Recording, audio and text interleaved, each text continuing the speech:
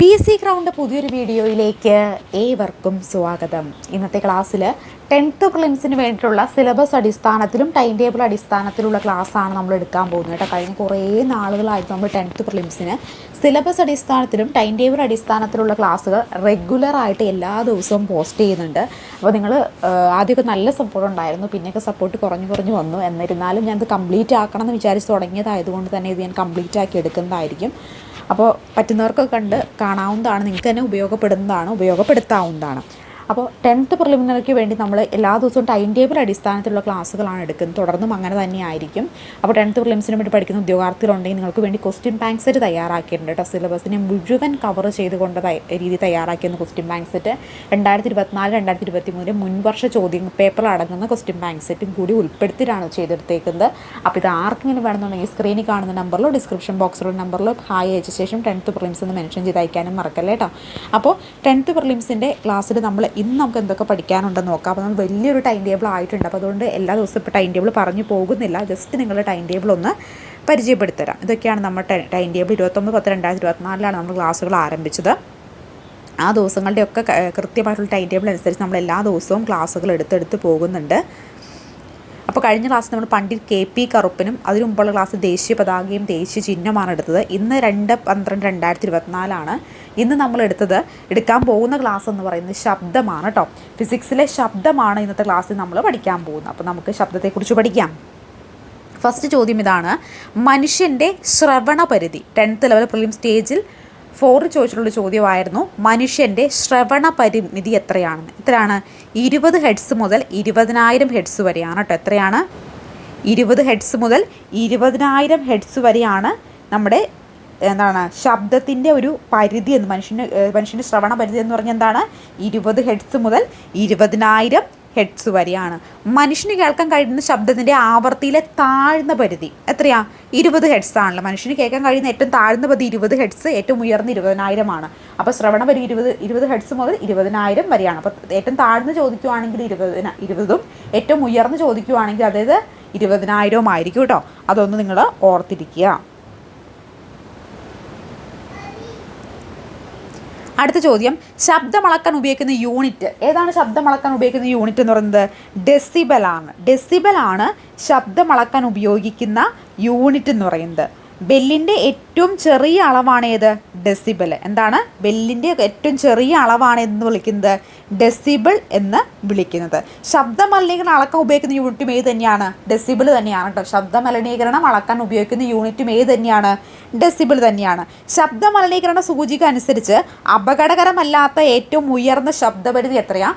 ശബ്ദ മലിനീകരണ സൂചിക അനുസരിച്ച് അപകടകരമല്ലാത്ത ഏറ്റവും ഉയർന്ന ശബ്ദപരിധി, അപകടകരമല്ല പക്ഷേ ഏറ്റവും ഉയർന്ന ശബ്ദപരിധിയായിട്ട് വരുന്നത് കണക്കാക്കുന്ന ഏതാണ്?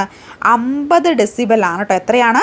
50 ഡെസിബൽ ആണെന്ന് ഓർത്തിരിക്കുക. അപ്പോൾ ശബ്ദത്തിൻ്റെ തീവ്രതയുടെ യൂണിറ്റ്, അപ്പോൾ ശബ്ദ തീവ്രതയുടെ യൂണിറ്റ് ഏത് പേരിലാണ് അറിയപ്പെടുന്നത്? ഡെസിബൽ എന്ന പേരിലാണ് അറിയപ്പെടുന്നത്. അപ്പോൾ മനുഷ്യൻ്റെ ഉയർന്ന ശബ്ദപരിധി എന്ന് പറഞ്ഞാൽ എത്രയാണ്? 20 ഹെഡ്സ് മുതൽ 20,000 ഹെഡ്സ് വരെയാണെന്ന് ഓർക്കുന്നത്. എപ്പോഴും ചോദിക്കുന്നതാണ് 20 ഹെഡ്സ് ടു 20,000 ഹെഡ്സ്. ശബ്ദ മലിനീകരണം അളക്കാൻ ഉപയോഗിക്കുന്ന യൂണിറ്റ് ഏതാണ്? അത് ഡെസിബലാണ്.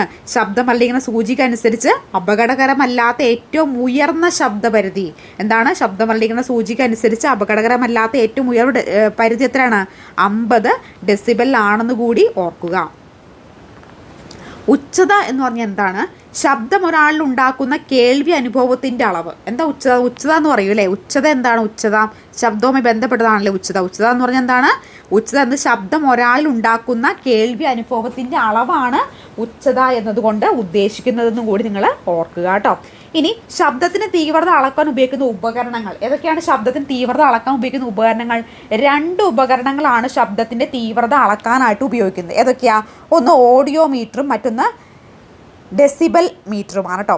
ഓഡിയോ മീറ്ററും മറ്റൊന്നേതാണ്? ഡെസിബൽ മീറ്ററും. അപ്പോൾ ശബ്ദത്തിൻ്റെ തീവ്രത അല്ലെങ്കിൽ ഉച്ചത അളക്കാൻ ഉപയോഗിക്കുന്ന ഉപകരണങ്ങൾ ഏതൊക്കെയാണ്?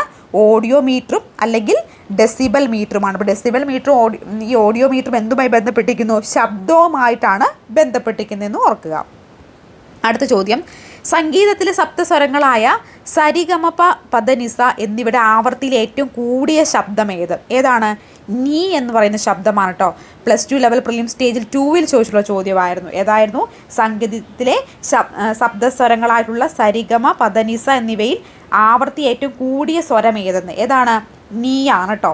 ഒരു സെക്കൻഡിൽ ഉണ്ടാകുന്ന കമ്പനങ്ങളുടെ എണ്ണമാണ് ആവർത്തി എന്ന് വിളിക്കുന്നത്. ആവർത്തി എന്ന് പറഞ്ഞാൽ എന്താ?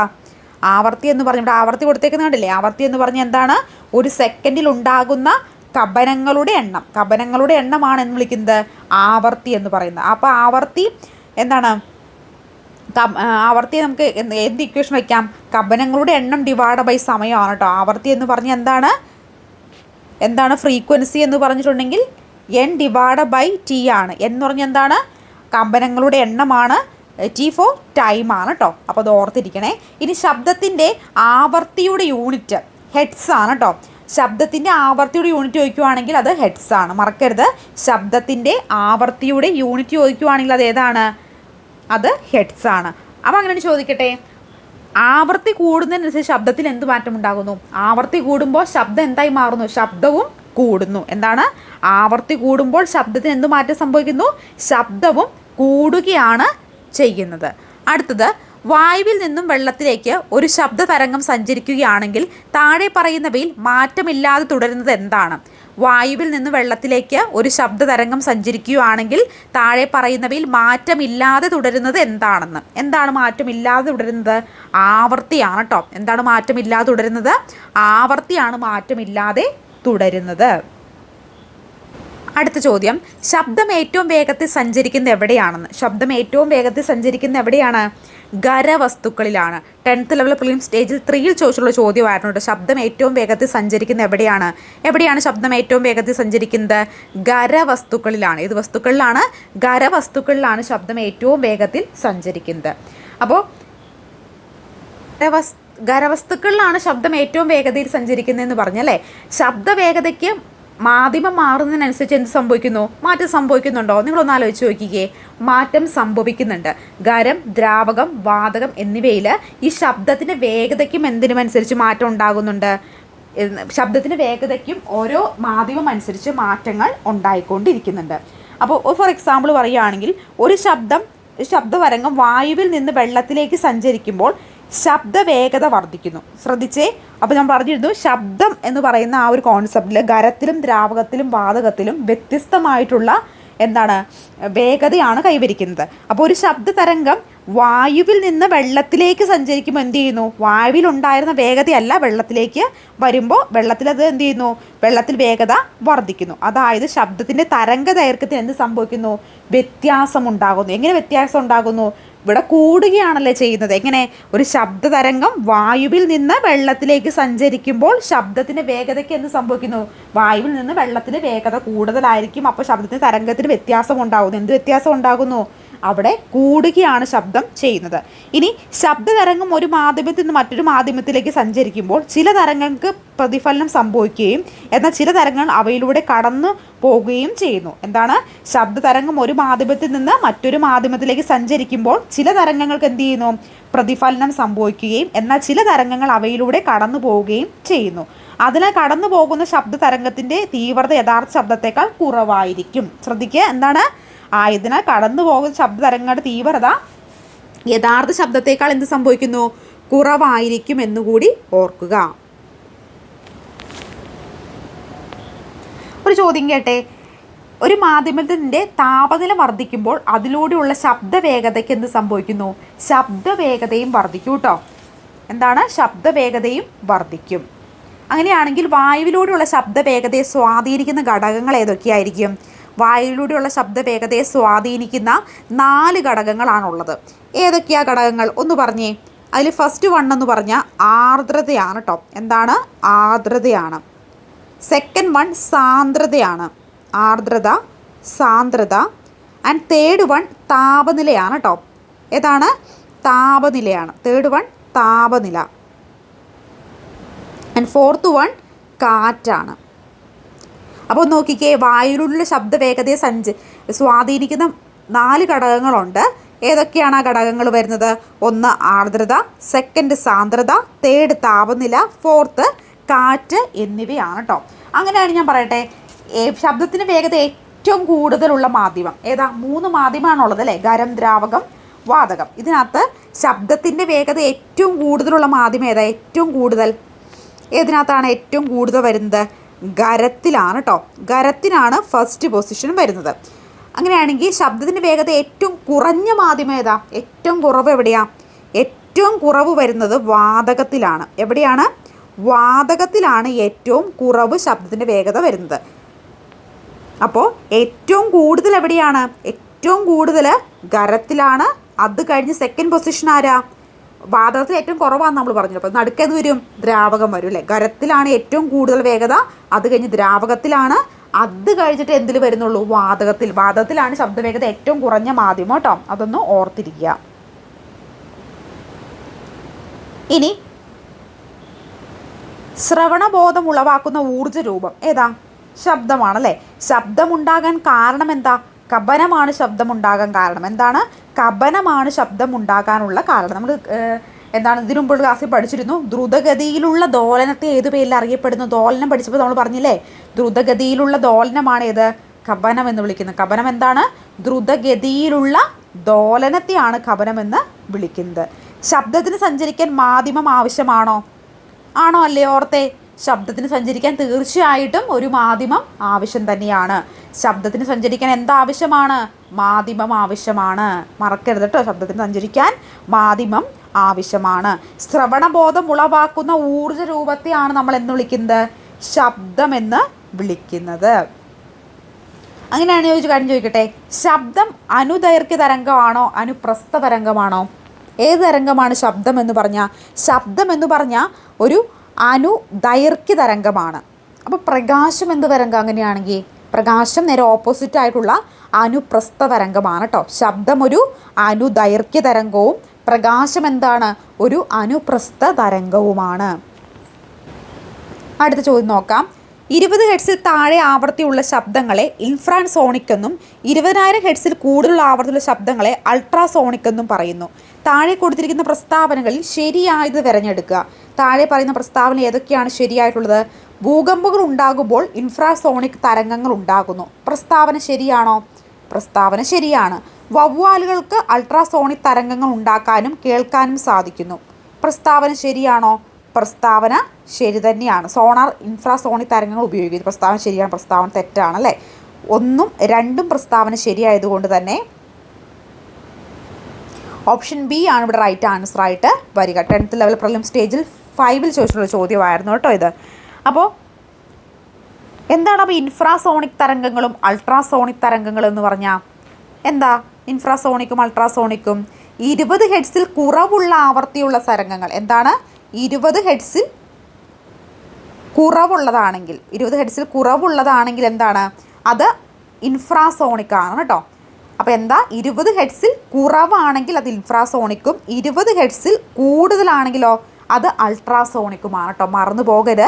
20 ഹെർട്സിൽ കുറവ്, 20 ഹെർട്സിൽ കുറവാണെങ്കിൽ ഇൻഫ്രാസോണിക്, 20 ഹെർട്സിൽ കൂടുതലാണെങ്കിൽ അൾട്രാസോണിക്. ആന, തിമ്മിങ്കലം, ജിറാഫ് എന്നിവ പുറപ്പെടുവിക്കുന്ന ശബ്ദതരംഗങ്ങൾ ഇൻഫ്രാസോണിക് ആണ്. മറന്നു പോകരുത്. 20 ഹെർട്സിൽ കുറവ്, കുറവ് എന്ന് കണ്ടു കഴിഞ്ഞാൽ എന്താ? അത് ഇൻഫ്രാസോണിക്കും. 20 ഹെർട്സിൽ മുകളിൽ, കൂടുതൽ, മുകളിൽ എന്നൊക്കെ കണ്ടു കഴിഞ്ഞാൽ എന്താണത്? അത് അൾട്രാസോണിക്കുമാണ്. ആന, തിമ്മിങ്കലം, ജിറാഫ് എന്നിവ പുറപ്പെടുവിക്കുന്ന തരംഗങ്ങൾ ഏതാ? ഇൻഫ്രാസോണിക് ആണ്. ഭൂകമ്പം, അഗ്നിപർവ്വതം, സ്ഫോടനം എന്നിവ പുറപ്പെടുവിക്കുന്നതോ അതെന്ത് തരംഗങ്ങളാണ്?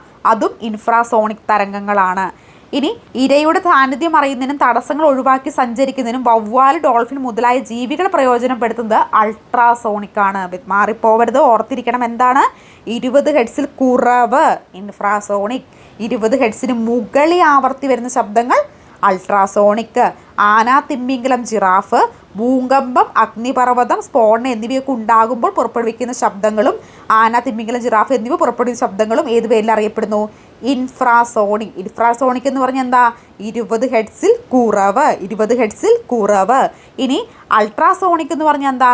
20 ഹെർട്സിൽ അൾട്രാ, കൂടുതൽ എന്ന് ഓർത്തിരിക്കുക. ഇരയുടെ സാന്നിധ്യം അറിയാനായിട്ട് വവ്വാലും ഡോൾഫിനും ഒക്കെ ഉപയോഗിക്കുന്ന ഏതാണ്? ഇൻഫ്രാസോണിക് ആണെന്ന് ഓർക്കുക. ഇനി ഈ വവ്വാലും ഡോൾഫിനും ഇരയോട് തടസ്സം അറിയാൻ ഇൻഫ്രാസോണിക് അൾട്രാസോണിക് ഉപയോഗിക്കുന്നു എന്ന് പറഞ്ഞല്ലേ. അപ്പോൾ ഈ അൾട്രാസോണിക് കൊണ്ട് ഉപയോഗിക്കുന്ന മറ്റുള്ള സന്ദർഭങ്ങൾ ഏതൊക്കെയാണ്? ഫോട്ടോഗ്രാഫിയിലുള്ള ഫിലിം നിർമ്മിക്കാൻ ആന്തരിക അവയവങ്ങളുടെ സ്കാനിങ്ങിനും അൾട്രാസോണിക് ഉപയോഗിക്കുന്നുണ്ട്. ഫോട്ടോഗ്രാഫിയിലുള്ള ഫിലിം നിർമ്മിക്കാനും ആന്തരിക അവയവങ്ങളുടെ സ്കാനിങ്ങിനും എന്തുപയോഗിക്കുന്നുണ്ട്? അൾട്രാസോണിക് ഉപയോഗിക്കുന്നുണ്ട്. അതുപോലെ മൂത്രാശയ കല്ല് പൊടിച്ചു നീക്കാനും അൾട്രാസോണിക് ഉപയോഗിക്കുന്നുണ്ട്. അതുപോലെ രോഗനിർണയത്തിനും ചികിത്സയ്ക്കും അൾട്രാസോണിക് ഉപയോഗിക്കുന്നുണ്ട്. അപ്പോൾ ഫോട്ടോഗ്രാഫിയിലുള്ള ഫിലിം നിർമ്മിക്കാനും ആന്തരിക അവയവങ്ങളുടെ സ്കാനിങ്ങിനും മൂത്രാശയ കല്ല് പൊടിച്ചു നീക്കാനും രോഗനിർണയത്തിനും ചികിത്സയ്ക്കും ഒക്കെ എന്ത് ഉപയോഗിക്കുന്നുണ്ട്? അൾട്രാസോണിക് തരംഗങ്ങൾ പ്രയോജനപ്പെടുത്തുന്നുണ്ട്. ഇനി നമുക്ക് മറ്റൊരു കാര്യം പഠിക്കാം. സോണാറാണ് നമ്മൾ പഠിക്കാൻ പോകുന്നത്. എന്താ ഈ സോണാർ എന്ന് പറഞ്ഞാൽ? എന്താണ് സോണാർ? സോണാർ എന്ന് പറഞ്ഞിട്ടുണ്ടെങ്കിൽ സൗണ്ട് നാവിഗേഷൻ ആൻഡ് റേഞ്ചിങ് ആണ് കേട്ടോ. സോണാറിൻ്റെ ഫുൾ ഫോം എന്താണ്?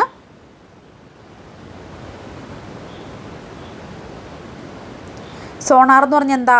സൗണ്ട് നാവിഗേഷൻ ആൻഡ് റേഞ്ചിങ് ആണ് സോണാർ എന്ന് പറയുന്നത്. അതായത് സമുദ്രത്തിൻ്റെ ആഴം, മത്സ്യക്കൂട്ടങ്ങളുടെ സ്ഥാനം എന്നിവ നിർണ്ണയിക്കാനും കടലിൻ്റെ അടിത്തട്ടിൻ്റെ ചിത്രങ്ങൾ ലഭിക്കുന്നതിന് വേണ്ടി ഉപയോഗിക്കുന്ന ഒരു ഉപകരണമാണ് ഈ സോണാർ. അതായത് കപ്പൽ ഗതാഗതത്തിനാണ് സോണാർ ഉപയോഗിക്കുന്നത് കേട്ടോ. എന്താണ്? സമുദ്രത്തിൻ്റെ ആഴം, മത്സ്യക്കൂട്ടങ്ങളുടെ സ്ഥാനം എന്നിവ നിർണ്ണയിക്കാനും കടലിലെ അടിത്തട്ടിൻ്റെ ചിത്രങ്ങൾ ലഭ്യമാക്കുന്നതിന് വേണ്ടി ഉപയോഗിക്കുന്ന ഒരു ഉപകരണമാണ് സോണാർ. കപ്പൽ ഗതാഗതത്തിലാണ് ഉപയോഗിക്കുന്നത്. സോണാറിൽ ഉപയോഗിക്കുന്ന ശബ്ദതരംഗം ഏതാ? അൾട്രാസോണിക് ആണ് കേട്ടോ. ഈ ഒരു സോണാറിൽ ഉപയോഗിക്കുന്ന ശബ്ദതരംഗം അൾട്രാസോണിക് ആണ്. ഈ സോണാർ പ്രയോജനപ്പെടുന്ന ശബ്ദ സവിശേഷത ചോദിക്കുകയാണെങ്കിൽ എക്കോലൊക്കേഷനാണ്. അത് മാറിപ്പോകരുത് കേട്ടോ. ഇവിടെ എന്താ? സോണാറിൽ ഉപയോഗിക്കുന്ന ശബ്ദതരംഗം ചോദിക്കുകയാണെങ്കിൽ അത് അൾട്രാസോണിക്കും, സോണാറിൽ പ്രയോജനപ്പെടുന്ന ശബ്ദ സവിശേഷത എന്താണ്, ശബ്ദത്തെ എങ്ങനെയാണ് സവിശേഷമായിട്ട് ഉപയോഗിക്കുന്നതെന്ന് ചോദിച്ചത് ഏതാണ്? എക്കോലൊക്കേഷനുമാണ് കേട്ടോ. ഇനി ശബ്ദത്തിന് വേറെ ഒരു കാര്യം കൂടെ ഉണ്ട്. Supersonic, subsonic, hypersonic. എന്താ ഇത് മൂന്നും തമ്മിലുള്ള വ്യത്യാസം? ഫസ്റ്റ് എന്താണ്? സബ്സോണിക് നോക്കാം അല്ലേ. ശബ്ദത്തിന് വേഗതയേക്കാൾ കുറഞ്ഞ വേഗതയെ സൂചിപ്പിക്കുന്നു. ശബ്ദത്തിന് വേഗതയേക്കാൾ കുറഞ്ഞ വേഗതയെ സൂചിപ്പിക്കുന്നതാണ് ഏത്? സബ്സോണിക്. എന്താണ്? ശബ്ദത്തിൻ്റെ വേഗതയേക്കാൾ കുറഞ്ഞ വേഗതയെ സൂചിപ്പിക്കുന്നതാണ് ഏത്? സബ്സോണിക്. എന്താ സൂപ്പർസോണിക്? നേരെ ഓപ്പോസിറ്റ് അല്ലേ. സബ്സോണിക്കിന് നേരെ ഓപ്പോസിറ്റാണ് സൂപ്പർസോണിക്. ശബ്ദത്തിൻ്റെ വേഗതയേക്കാൾ കൂടിയ വേഗത. ശബ്ദത്തിൻ്റെ വേഗതയേക്കാൾ കൂടിയ വേഗത സൂപ്പർസോണിക്. ശബ്ദത്തിൻ്റെ വേഗതയേക്കാൾ കുറഞ്ഞ വേഗതയാണെങ്കിൽ സബ്സോണിക്. ശബ്ദത്തിൻ്റെ വേഗതയേക്കാൾ കൂടിയ വേഗതയാണെങ്കിൽ അതോ സൂപ്പർസോണിക് ആണ്. ഇനി ശബ്ദത്തിൻ്റെ വേഗതയേക്കാൾ 5 ഇരട്ടി കൂടിയ വേഗതയാണെങ്കിൽ ഹൈപ്പർസോണിക്. എന്താ വ്യത്യാസം? Subsonic, supersonic, hypersonic. പറഞ്ഞേ, ഓരോന്ന് പറഞ്ഞേ. എന്താണ് സബ്സോണിക്? മനസ്സിൽ പറഞ്ഞേ. ശബ്ദത്തിൻ്റെ വേഗതയേക്കാൾ കുറഞ്ഞ വേഗതയെ സൂചിപ്പിക്കുന്നു. സൂപ്പർസോണിക് ആണെങ്കിലോ ശബ്ദത്തിൻ്റെ വേഗതയേക്കാൾ കൂടിയ വേഗതയെ സൂചിപ്പിക്കുന്നു. ഹൈപ്പർസോണിക് ആണെങ്കിലോ ശബ്ദത്തിൻ്റെ വേഗതയേക്കാൾ 5 ഇരട്ടി കൂടിയ വേഗതയാണ് ഹൈപ്പർസോണിക് സൂചിപ്പിക്കുന്നത്.